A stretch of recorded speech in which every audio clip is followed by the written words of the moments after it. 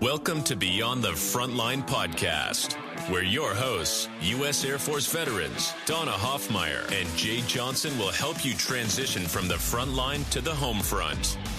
Listen every other Wednesday as they will bring great conversations, resources, tips, and feel-good stories that will resonate and relate. Now, here's your hosts, Donna Hoffmeyer and Jay Johnson.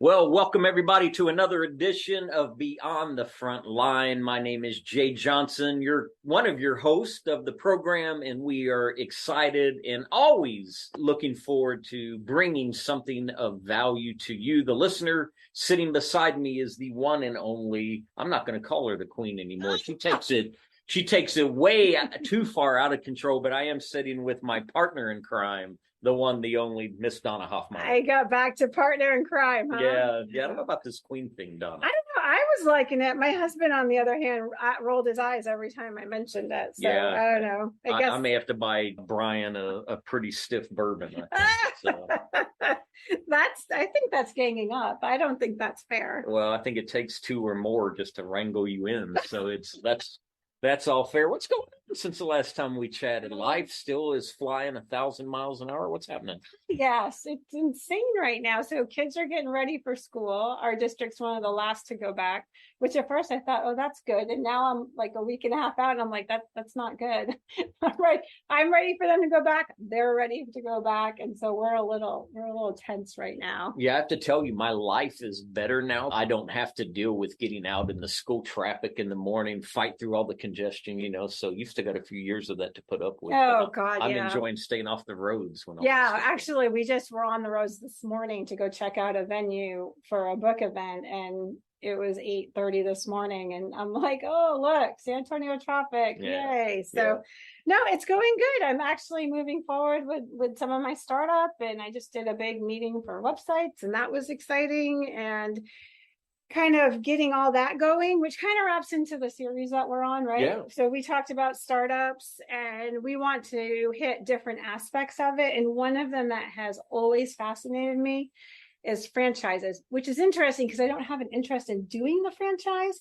I'm just interested in like how they work and how people would kind of get started. And yeah, it's funny you say that though, because I have this serialpreneur spirit rising up in me, and I still do occasionally think about what would it look like if I found an opportunity that was a franchise that I put my investment into and had someone else run it. So every once in a while, my mind still, I'm not giving up what I do, but I still think about other opportunities. See, and now we have a guest that actually is probably like going, oh, well, I'm going to learn a few things. You're going to learn, right? It rolls us into what we're doing. So one of these aspects on franchises, in my head, I thought, well, I mean, there's lots of people that have franchise, but how do they get to that? So I did a little research, and then I found out there are these franchise recruiters. And so I went, oh, and I didn't know any. So I just went to LinkedIn, threw in franchise recruiters. And that's how we got our guest today. Boom. And now we have Gary Chernow with us. Well, I'm excited because a question just weighed on my spirit that I'll hold for once he gets in and starts talking, but it just weighed on me and I can't wait to ask it. Well, let me introduce him properly and read a little bit of his bio. So Gary Chernow is the president of Integrity Business Options. He has almost 25 years of business ownership experience as both a franchisee and independent entrepreneur. He also has vast management executive sales experience with Fortune 500 companies. He has started businesses from the ground up and has been where you are today, and talking to our audience. Gary has experience in the uncertainty and fear of investing your life savings, has been through the grassroots effort of exploring various franchise options. And what he wants you to know is whether you're the first-time business owner looking for that franchise match or the seasoned entrepreneur looking to diversify your business, Jay, Integrity Business Options will be ready to guide, consult, and explore all options available to you. So, with no further ado, Gary, welcome. I am so excited that you were willing to do this with us. Thank you, Donna and Jay. And it's so nice to know I got a lead already. How about that? Boom. Do I get commission off that? We'll talk about that, Donna. I'm already shrinking from what I said. Yeah, no, I'm just kidding, Gary. I'm excited just to learn from you today. We really do appreciate you taking the time. Yeah, pleasure to be here. And I'm calling from Naples, Florida, and you mentioned going back to school. They already started here, I believe, Tuesday this week, back to school. I don't have school age children anymore, but I did notice the signs up, school's back. I saw the buses, and here we go. Yeah, here we go. Well, how are things down in Naples? I'm a little jealous, just so you know, because you're down there along the coastline, I'm sure, and you tend to get weather fronts that at least pop up, move in quickly, and then move out. We are on like a 90-day drought. We got a little bit of rain yesterday, but Naples is nice, right, Gary? It is. We're in the rainy season. Every day, 2:00, we may see some rain before we're done. That's amazing. Clouds roll in and we get the 20-minute, half-hour showers, and then the sun comes back. Yeah. Wow, that's incredible. That's awesome. Well, Gary, I read a little bit of your background. And so just for the audience's knowledge, like, how did you start as an entrepreneur? How did that lead you to franchise and and franchise recruiter? So let's understand that first. Well, yeah. So I'm a former franchisee. I've owned independent businesses. I owned a franchise. And how that happened, I relocated from upstate Pennsylvania to New Jersey, southern New Jersey, outside of Philadelphia. And we moved to an area that was just growing, exploding, residential, commercial. The whole area just was growing. And this was around 2000 or so. But I was employed, and I was getting that entrepreneurial itch again. I had a business prior and then was working for somebody, but I wanted to get back into a business, and I was in this area that was just exploding. And I'm like, what kind of business can I open here? What does this area need with all this growth? So I started doing research, and I kept coming back to the area needed printing for small to medium-sized businesses, local print shops, and the shipping, right? The UPS, FedEx. So that was the good news. The bad news is I didn't know anything about any of those services. And as far as printing with a copy machine, I was the one that always hit start and jam the darn thing. So the good news was, I found what the area needed. The bad news was I knew nothing about it.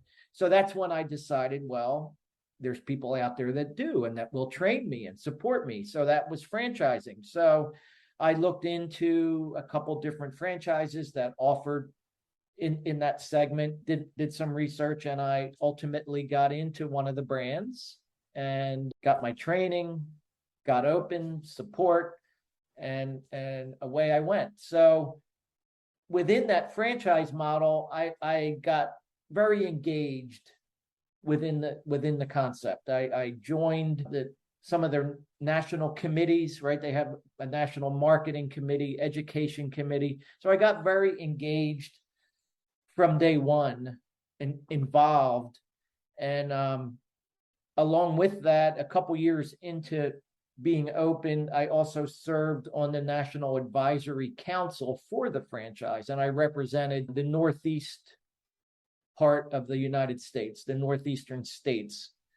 And that being part of that advisory council, we would meet. There were 8 members, I believe, and we'd meet quarterly with the owners of the franchise at the headquarters.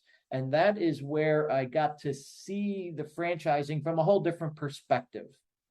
It's one thing to be the boots on the ground and running day to day, doing your business, running your business, but to see it from the other end really opened my eyes. And that's where my passion for franchising grew. You also have a degree in marketing too, right? It's your bachelor's degree in marketing, which was helpful. I have to say it because I just think it's funny, from Slippery Rock, and we'll tease them because it was known at one time for the number one party school. So I just think it's funny, in marketing party school. I thought that was cute. Slippery Rock University, the number one party school back then. It was a dry town too. Oh, that's even better. Plymouth, New Hampshire. I'm from New Hampshire, and Plymouth State. They were the number one party school in New Hampshire. So, something I heard you say, Gary, that I kind of gravitated to when you were just talking about looking for this entrepreneurial opportunity. You talked about ended up in the copy business, and I heard you say there was a need. Some people have a passion inside of them, and they go look for an opportunity to live that out. There is this other side, which is you may find a need, an unmet need, put yourself in a market, meet that need, be highly successful, and that could easily become one's passion. So How long were you in the copy business before you started to have this bent towards helping other people find franchises? About 8 years. 8 years. And then I sold the business and relocated to Florida. Okay. And once we relocated to Florida, I started a property management business from the ground up, independent, not a franchise. So I started that property management business, and it was growing, doing well, but I was missing franchising. It just kind of kept resurfacing and coming back to me. And I would be reading articles on franchise concepts that I was familiar with, and stayed involved with the education part of it. But then at one point at a networking event, I met a guy who was a franchise consultant. I'm like, what the heck is that? Never heard of that. So we had a nice conversation. We met offline somewhere, again, had coffee or lunch or whatever we had. And to make a long story short, he helped get me involved. I had to go through some training to get certified. And that's what I did. But I still had that property management business. So once I became a franchise consultant, I couldn't put much time into it because all my focus was on my primary business. And again, to make a long story short, I sold that business, the property management, relocated. We moved, and at that point, I told my wife, once we move, I'm jumping in full-time, all in to the franchise consulting, investing in whatever software I need, investing in lead generation, everything I need to do to get into the business. And that was about 2.5, 3 years ago. What was it that you missed about franchising? Like what was it when you said I missed it? What was it that you missed? I think a lot of it could have been the relationships too, because part of the power of a franchise is the relationships you build with fellow franchisees. So almost every day I'd be talking to another franchisee. I mean, there was a core that we had a solid relationship, and we talked often and helped each other with our business. And so I missed that part of it. Are those relationships, with people going through the same thing that I was going through every day, and just talking about it, talking through obstacles and issues, and helping each other and helping people. So community and problem solving. I mean, really, you were in on that. Go ahead, Jay. Sorry. No, it's okay. So, Gary, I'm sitting there thinking, I know there's got to be a lot. If you're going to consider finding a franchise, A to Z, these are things that you need to be aware of. I guess inside of that, we're looking forward to hearing you kind of talk about where someone would start, but it kind of takes me back to you. You can either go out there and spend a ton of time, I assume, doing all this research yourself, which I heard you say you kind of did at one point, or you can shorten the curve, I'm assuming, by going to a professional who lives it, breathes it, and is in it every single day like yourself. Is that the value for talking with somebody who's a franchise recruiter? Yeah. And, back when I did my research, I didn't have Mr. Google wasn't around to help. But anybody can Google franchising. Sure. And I always say 95% of people out there at one point or another think they want to be self-employed, right? They think it. I think maybe 5% of the people act on it, but almost everybody at one point thinks they want to be self-employed. So they can Google franchising and get 400 pages of stuff come up, and they can filter through all that, trying to find what brand would be best for them, what industry, what product, what service. Or they can let me filter through all that stuff and find the brand that would be the best fit for them. So what you kind of answered that question on that. What does that look like? So if Jay, I'm going to use Jay because he was the one that mentioned it, but if Jay pops over to you and says, hey, listen, like I'm interested in expanding my portfolio. Yeah. I want a franchise. And in his case, I want a franchise that I want somebody to run. I just want to initiate the franchise. What do you do with that person? So what my process looks like, first, we just have an initial 10 to 15 minute call. Basically, why are we talking? Jay, why is now a good time for you to start thinking about a franchise? Why now versus a year ago or next year? So we get into the why, maybe the pain points, and then I talk about what I do. And then from there, my next step, after we agree that, okay, we can explore together. Because what I do is I work with those individuals that are just open to exploring the possibilities of business ownership. And that's all we're doing. We're educating, exploring. Nobody's asking for money. Nobody's asking, sign a franchise agreement or anything like that. So what I do, my next step is another call. And that call's longer. That's about an hour call. And that's where we're digging into what I call the creating the business profile. Mm-hmm. So that's where we're going to talk about, maybe Jay's looking for something more part-time, semi-absentee, as opposed to all-in owner-operator. So we're digging into those goals and objectives, digging into what you want your lifestyle to look like, your interest, your background, experience, skills that are transferable to a business, investment range you're comfortable with, much like a realtor. A realtor says, tell me what level are we going to look at houses at? What's the limit? So I need some of that information as well. And then we talk about a lot of different industries, just trying to get a feel for maybe what industries do I absolutely not want anything to do with, or industries that I would love to see something in. Yeah, so that brought up a couple things for me that I'm just curious on.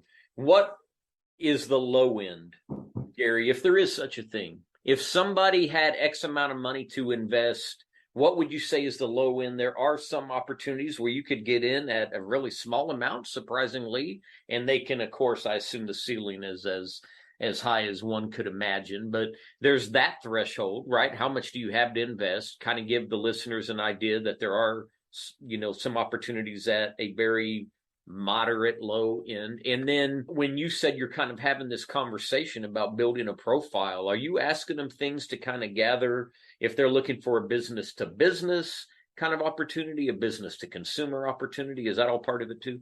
Yep, B2B or B2C type of environment that they're comfortable working out of. So whether it's home-based or mobile, it could be retail, brick and mortar. It could be, some brands require the franchisee to have some light industrial space. You don't need that prime visibility, but you can't work out of your house either. But, so an industrial park or even a small office in an office park, in an office building. So we talk about that, talk about part-time, semi-absentee or full-time owner-operator, their objectives too. What are your goals for owning a business? Are you looking to create a legacy, generate wealth, build equity, scale a business, have family involved? And so I have a worksheet that I use, a questionnaire that guides me through the process.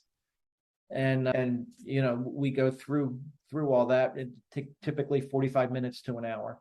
That's good to know. And again, that question about what's the low end? What do you think? Just low end, yes, the low end. So I would say the low end probably. And when I give an investment range, I'm all in everything, right? In franchise fee, training, software, everything. So I would say the low end probably 10 grand. I have one or two brands. I don't have there's not many brands down playing at that level, but there's a couple. I'm sorry. Doesn't Chick-fil-A play at that low end, but they are very, very, very scrutinous? That's always like Chick-fil-A, yeah, surprisingly the investment is low, but number one, they get like 8,000 applications a year and they select about 100 people a year to become franchisees. And but they also take, I want to say, like 55% of the gross profit. Yeah. So they're charging lower amount up front, but taking more off the back end. So it still balances out either way. Yeah. Yeah. And Chick-fil-A, very strict full-time owner operator, no part-time semi-absentee with Chick-fil-A. Gotcha. Interesting. Hey, Gary, you talked about people contacting you and how the process began. So there's this initial phone call, the why. Then there's this follow-up to build more of a profile to gauge what their interest is in, or to help them even narrow their interest. At what point are you being compensated, right? I think most people would want to know this. At what point is your time being valued? You took my question. Sorry. We share a brain during this, trust me. After I get the business profile, after that call, then I go to work, right? Then I do my search. So I represent around 500 different franchise brands in all different industries. And I know, and I hear it every day when I'm talking to people, whenever they hear the word franchise, the first thing that comes to their mind, the first industry, the first sector is what? I'm going to ask. In my mind, it's Starbucks, Chick-fil-A, Taco Bell. Yeah, all food. Right. Yeah. And, the people I'm talking to, that's the first thing they think of. And then right away, the guard goes up. I want nothing to do. I'm not interested. I don't want anything to do with food. And in reality, food represents about 26% of all franchises out there. But so anyway, I represent over 500 brands in all different industries. So after I have that profile, then I go to work, then I do the search, execute my search of, within those brands, within my portfolio. And I look to identify usually about 5 brands that I think are in alignment with the profile, that I think are a fit. And then once I have those brands identified, then the next call with the candidate, that's the fun call, right? That's when we're actually talking about specific brands. And let's say there's 5. I usually anywhere from 3 to 6 I identify. But so we'll talk about the 5 brands, who the company is, what's the product, what's the service, what's their industry, why I think it's a fit for you. We talk about each one. And then at that point, any of those brands where the candidate has an interest to just learn more about the brand, that it piqued their interest, take another step, then we do that. So if out of 5 brands, there's 3 brands that pique their interest, then we take those 3 brands and now we start that education due diligence process. I typically will get some more collateral material that I can send them about those 3 brands. But ultimately, though, to get information at a deeper level about these brands, they need to start having conversations with those franchisors. So I make those introductions of the candidate to those 3 franchisors. So, Gary, I think I still want people to understand. I talk to people all the time. I am a coach, a trainer. I do a lot of motivational speaking. I always tell people, look, in many cases, information is free. Do your diligence researching.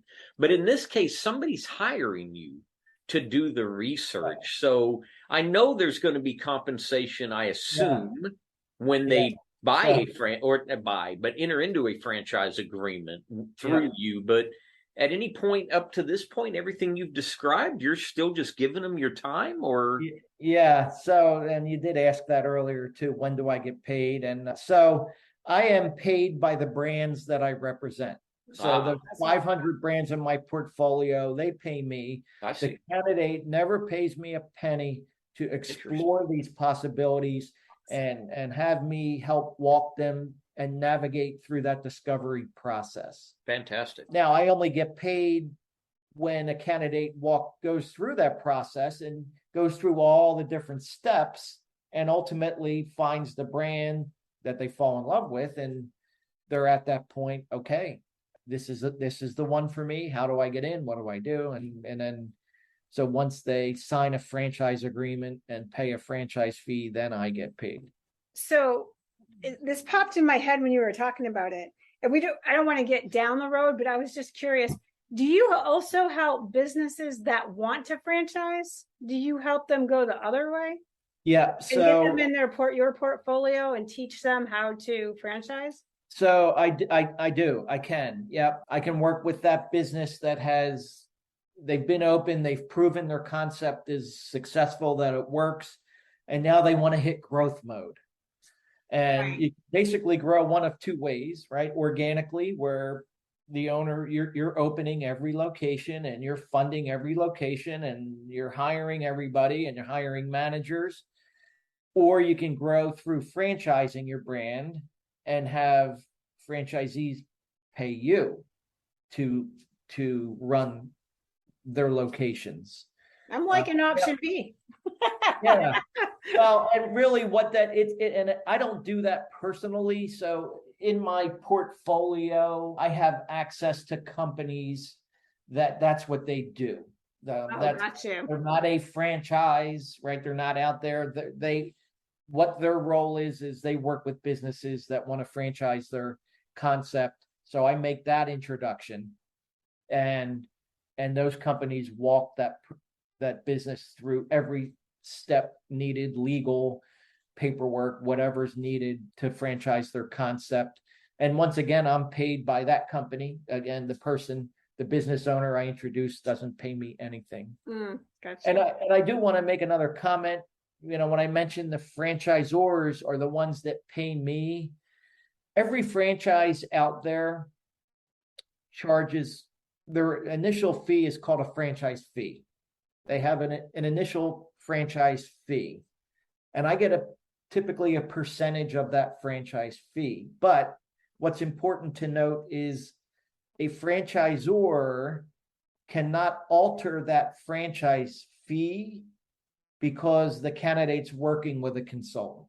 Mm-hmm. Right? So if they're paying me whatever, $10,000, they can't, bump up that fee $10,000 to compensate for having to pay me. That's a good point to make, though. So it doesn't cost the candidate a penny more to work with a consultant broker than going about this on their own.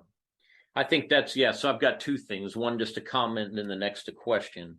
To the listener, I think the value is, Gary just hit it. You've got somebody that understands the process really well, already connected to some really amazing opportunities, is going to do due diligence to assist you in finding potential and likely right opportunities based on what you've shared.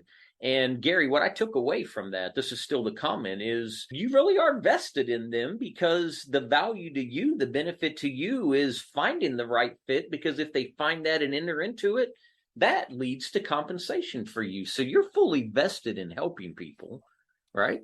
Right. It leads to compensation for me. And also, if the candidate that I help get into a business, they get up and running and they're happy and they love their franchise and they love being a business owner, it may lead to some referrals too. Absolutely. It's all about referrals and leads too, right? The power of networking. Yeah. We did a whole thing on networking. I don't want to rabbit hole this, but it's just interesting and I say this to the audience so they can kind of understand that I searched Gary out on LinkedIn, seriously put in, when I figured out the term franchise recruiters, Gary pops up. I was like, all right, reached out to him. He's like, yeah, let's do it. And then turns around and says, hey, I have a networking group that I belong to. Would you like to visit? Sure, why not? Visit the networking group. Seriously, 2 people out of that with something with my business. And I was like, oh, and I'm already starting to, well, I will be when I come up for air, but we'll work with them on some specific areas in my business. So, I mean, it's like, you just don't know. That's you really don't. Yeah, you've got to genuinely be interested in relationship building, right? Understanding other people, the industry they're in. The question I had for you, Gary, back to these 500 businesses that you represent. How do they find you? How do you find them? Are you pretty discretionary when it comes to determining who you're going to help work with? Yeah, great question. So I belong to an organization called the International Franchise Professionals Group. IFPG is what they go by, International Franchise Professional Group.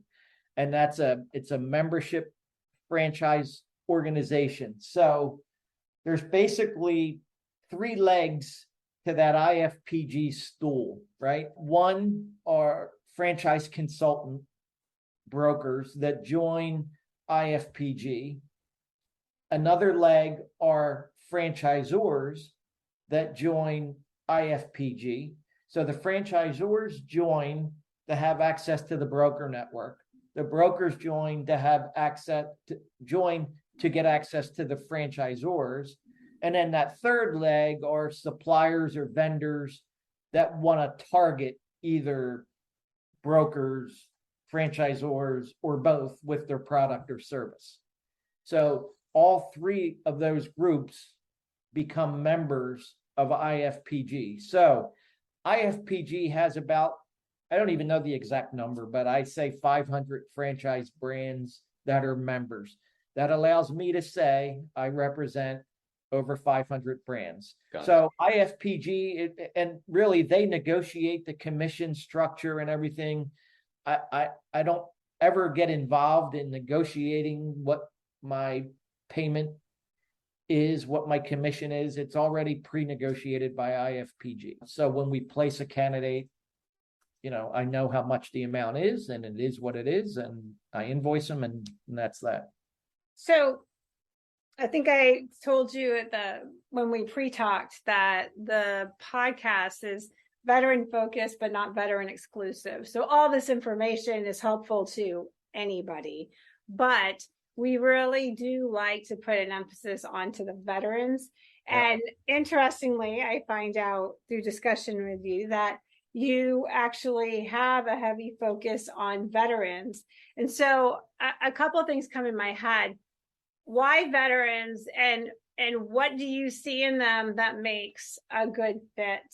And what are the challenges that you see the veterans experience when they're coming from the military out and deciding, I want a franchise? Yep. So a lot of my marketing is targeted towards veterans. And so the advantage of franchising versus an independent business, some of the advantages, there's brand recognition, right? Possibly with the franchise, but there's already a system and a blueprint and a process that's in place and proven that it works. So veterans have proven over time that they know how to follow a system pretty successfully. Mm-hmm. So my franchisor partners, they all love working with veterans because of that, right? Because they know that typically the veterans will follow that system, follow that blueprint. And there's statistics out there that veterans have higher success rates in franchising than non-veterans. I don't know the exact number, but franchisors know that. So they target veterans. And also, to take that a step further, I mentioned that, every franchise has a franchise fee. That's part of an investment. Pretty much 90% of the franchises out there will offer veterans significant discounts off of that initial franchise fee as well. That's awesome. So, because they know that veterans will follow the system and do well. What do you see that the challenges that the veterans have that might be different than the civilians, or do they? Well, I don't know. I don't know about any specific challenges. It depends if they're just starting to transition into society, maybe back into society. Maybe they might not have the network within the community yet, but that remains to be seen. Right. That was I didn't mean to step on you, Gary. Yeah. That was Donna's and my focus, I think, on the networking episode. We were talking about right now, while you're serving, there is something outside of the installation you serve on. Get out there now and just start interacting, right? Whether you're involved in a chamber of commerce, a civic organization like Kiwanis or Rotary or who knows, but just get out there and interact. I think this kind of spurred from what you all were just talking about. How about the length of time, Gary, it takes? So let's say I'm on active duty still. I'm about a year and a half out from retirement. At what point should someone consider engaging you as a franchise recruiter to think I need to start this process because of the length of time it takes? Yeah, probably 6 to 8 months. It all depends too. If it ultimately is a brick and mortar concept, that might take a little longer of the process, because for obvious reasons, you have to find real estate, you have the build out, you have to get all the permits, all that stuff. So that brick and mortar sometimes takes a little bit longer, but any of the other concepts, whether home-based or mobile or industrial or office-based, within 6 months, they can be up and running. Fantastic. And I do want to add one more thing. We talked about what a downside might be for a veteran, but another benefit too, if they are transitioning back into society, but they've been in the service for maybe 20, 25 years, and you guys would know this better than me, when they have their military pension.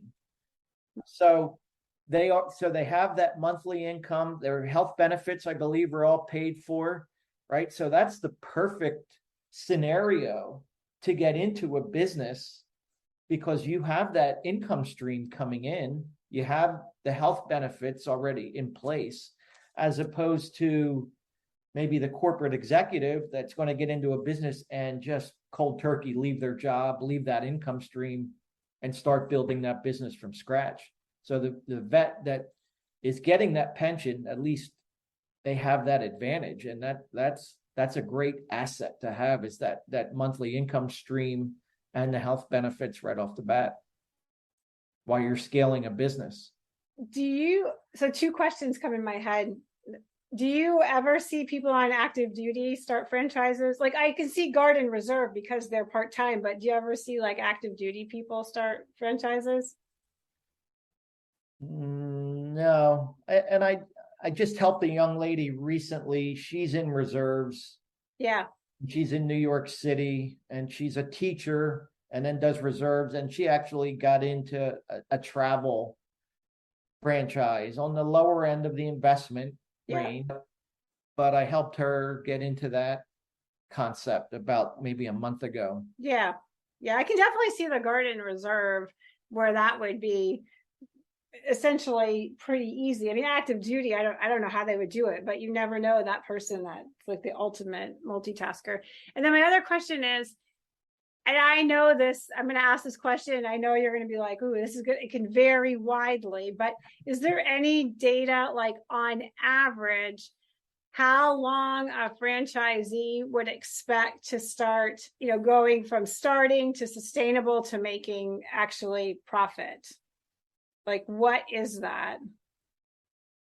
So, I know that's a hard, well, and here's another piece of that. So and many people might not know this, that the franchise industry is regulated by the Federal Trade Commission. Oh.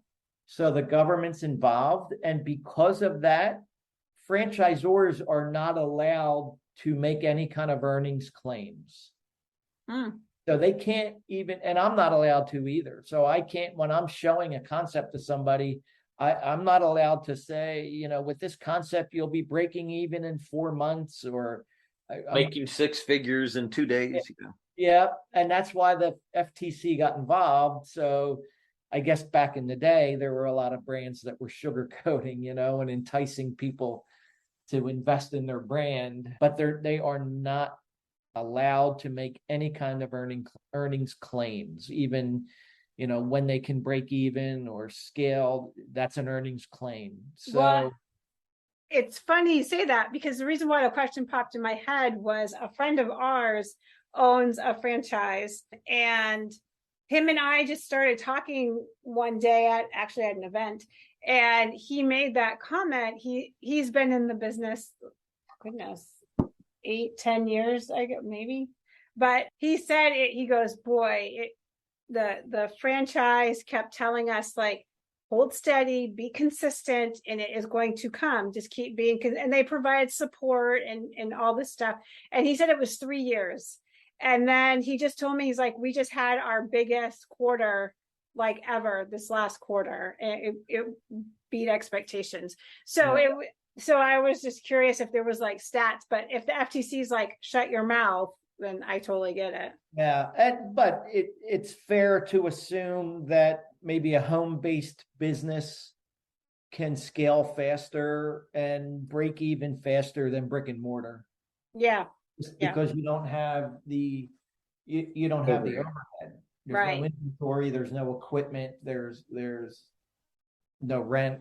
Yeah. So typically it's safe to assume that they might be able to scale up faster. So Gary, one of the things I was thinking about when you're helping somebody and you're looking at franchise opportunities that may align with what they're wanting, do you find that some franchises are more strict in what they expect to be done and others are more loose? For instance, I know a lot of people that own franchises, actually, and I'm thinking of a few I've worked with even in the local area. And sometimes they say, well, corporate, meaning their headquarters, if you will, under their franchise, sent down this policy and now requires to do this. And I thought, are you kidding me? Like, why would they get down in the weeds on that level inside your business? And it just prompts me to ask you, when you're researching franchise opportunities, is that something that's in play? Is it only in play if someone asks, or do you just try to let them know, hey, they expect this to be meticulous, little variants, or this one you get in, they pretty much leave you alone and you get to kind of decide your day to day? Yeah. So, they're all working towards creating that brand consistency. Mm-hmm. And there are brands out there, especially in the food industry, like McDonald's, right? Or even Subway, require their franchisees to buy all their product from corporate. And so corporate's making money on that end, as well as the royalties that they charge franchisees. But, hours of operation, all of that. But that's all. So I don't know if it'll answer your question, but I'll carry it a step further too. When I mentioned the Federal Trade Commission is involved, the Federal Trade Commission requires every year, every franchise out there, and there's 4,000 franchises, but every year, every single one, corporate, the franchisor, not the franchisees, have to file with the Federal Trade Commission what's called the Federal Disclosure Document, FDD. It's the Bible of every brand. That Federal Disclosure Document is 23 sections long, and every section in the FDD has the same heading. Okay, it's just the content of each section is specific to the brand. Right. So it's a couple hundred pages, but and this kind of gets to your question, everything that the franchisor requires from the franchisee is all spelled out in the FDD. Hours of operation, must wear, a logoed shirt, or must buy their product from us, and then everything that the franchisees is obligated to do is in the FDD as well. But, we talk about the advantage of a franchise is that system is all in place. Well, what is that system? That's spelled out in the FDD. What's my training going to look like? That's another section in the FDD, spells out all the training. The investment range is in section 7 of an FDD, and it gives a low end and a high end, and it itemizes everything that makes up an investment. And then what are my fees? The royalties is the word in the franchise industry that the franchisees pay, usually a percentage of gross revenue, might be 5, 6, 7%. That's spelled out in the FDD, what those royalties will be, and they cannot deviate from that. So sometimes I have a candidate that, they're hotshot salesperson. Well, I'm going to negotiate the royalties. I'm going to negotiate. Well, they're not. You're not allowed. They have to charge what they tell the government they're going to charge. Right. Some of that stuff is just not negotiable. And there's also candidates. Many times a candidate wants to get their attorney involved, right, to look at these documents and FDD. And I advise them, if you're going to have an attorney read this FDD, that's not negotiable. Make sure it's a franchise attorney, not your brother-in-law's divorce attorney that doesn't know the first thing about, because they're going to spend 3 hours redlining an FDD, and it can't be changed. So anyway, that leads to the branding and the consistency. It's all spelled out in that federal disclosure document that every year, every brand has to submit a new one. Yeah, that makes sense. Hey, Gary, what's the success rate? If that's the right way to say it, it may not be. Someone enters into a discussion with you, you filtered out, are they really serious? Are they not? Someone enters, they're really serious. What's the success rate that you've experienced in getting someone placed or in an opportunity? You mean my success rate? Yeah, to 80% of the people that talk to you end up in successfully purchasing. I know there's a lot more to it, but is there a way to? Yeah, I wish 80%.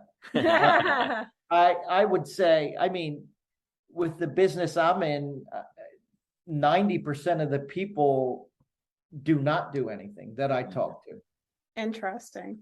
It's this is a big decision, getting into a business, investing what could be your life savings. So in every situation when I'm working with somebody, at some point fear is going to kick in, reality is going to kick in, a spouse might kick in, what? Or kick. Yeah. Or kick. No. So really, most of the people that I work with, and I think it's a pretty standard industry average too, is that I have starting through my process, majority fall out. So 10%, for whatever reason, decide they want to just keep their job or look for a job, or just they're fact finding. You're helping them gain greater clarity and awareness, and 10 out of every 100 may pop out the other side having followed through. Right. Yeah. A lot of times what happens, somebody has a bad day at work, the boss pisses them off. Yeah. They can't sleep at night.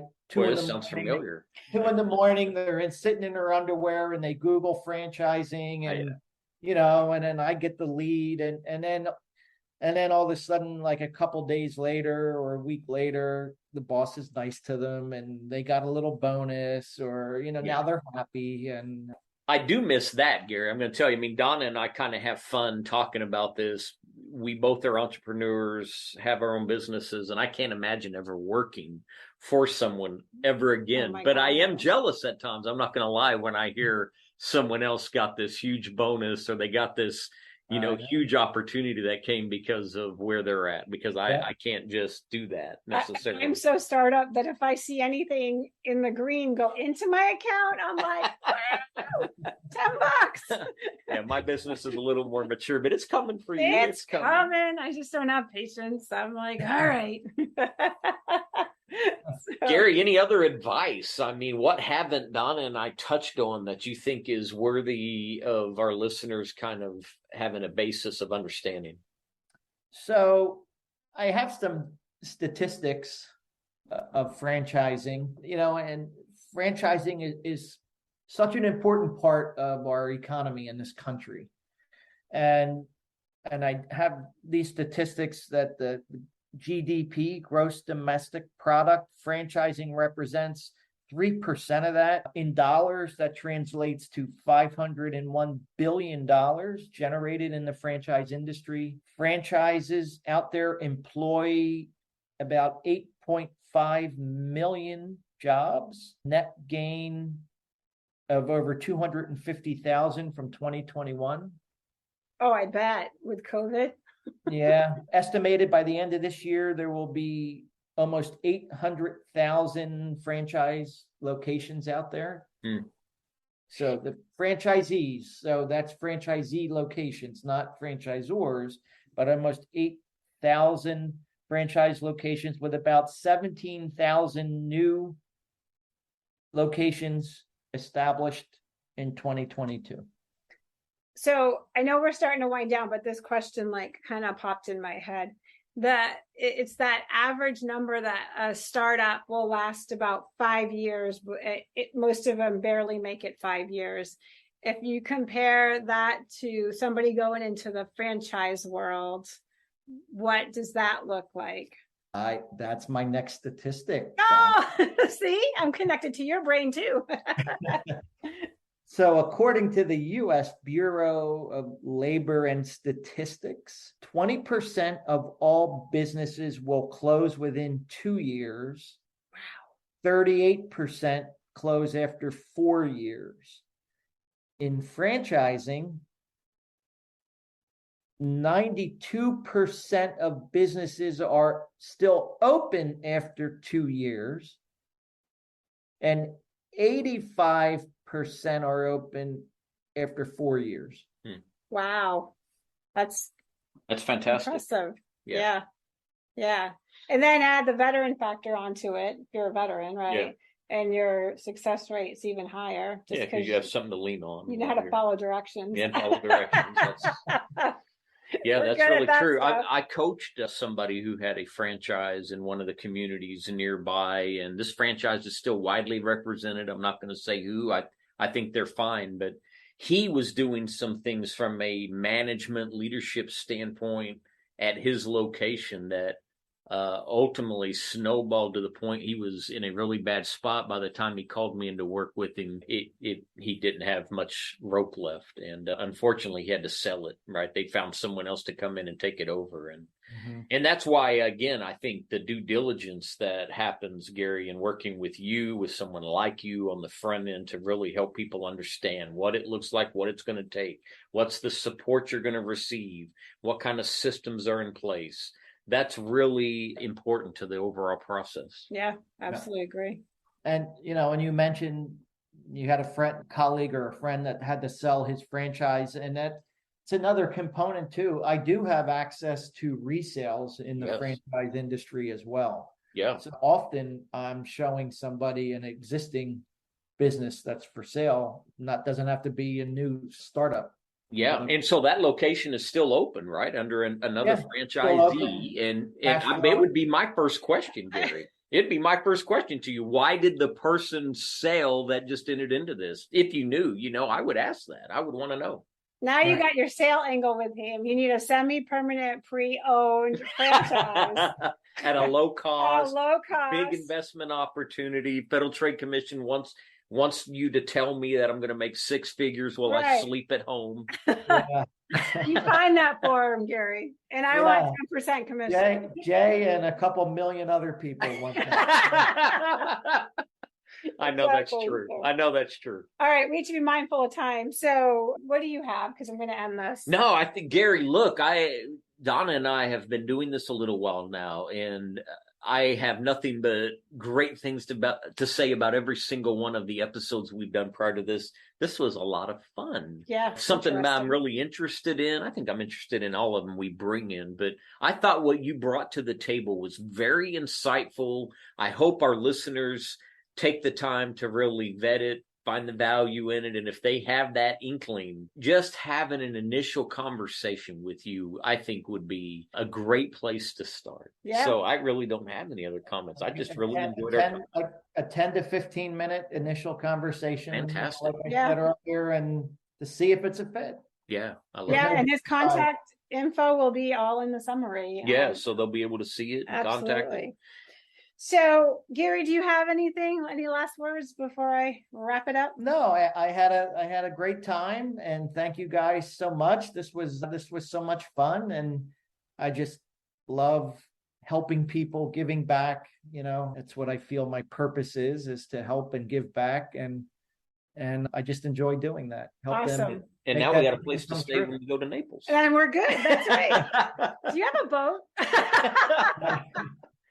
I'll send it up to get you. Oh, even better. So I actually want to end it with a quote. Can you believe that? Oh, this is Jay's good. like the quote person. Like he pulls them out of thin air, and I'm all like, But it's actually Gary's quote. Oh, I like it. I stalked him on LinkedIn a little. So in his LinkedIn profile there, he actually said this, and I went, well, that summarizes this well. Hell, And I'm he said- interested. I'm interested now. I can't. Well, what it is. I think it's your quote. You tell me if it's someone else's, but it says, be in business for yourself, not by yourself.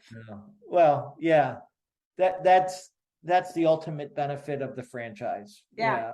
I in business for yourself, but not by yourself. You have that team. You have that team of fellow franchisees, like I talked about earlier, the corporate support team. Yeah, it's a beautiful thing. I think it just summarized it really. I saw that and I'm like, okay, that's what we're using. That's fantastic. Yeah, good. No, that's good. Yeah, see, I had to write it down though. I'm You impressed. pull it out of thin I'm air. impressed. I'm impressed. I'm learning from the master over here, master motivational speaker and DJ, whatever else he does on the side there. So, all right. So in wrap up here for the audience, if you guys are interested in franchising, please reach out to Gary. I mean, like, what do you have to lose? I mean, really, Agree. talk to him, see what it's like. Nicest guy. I seriously Knowledgeable. cold email to him and he's like, okay, let's go. So you can't ask for better than that. So from Jay and I to all of you guys out in the community there, specifically the veteran community, we can't thank you enough for listening to our podcast.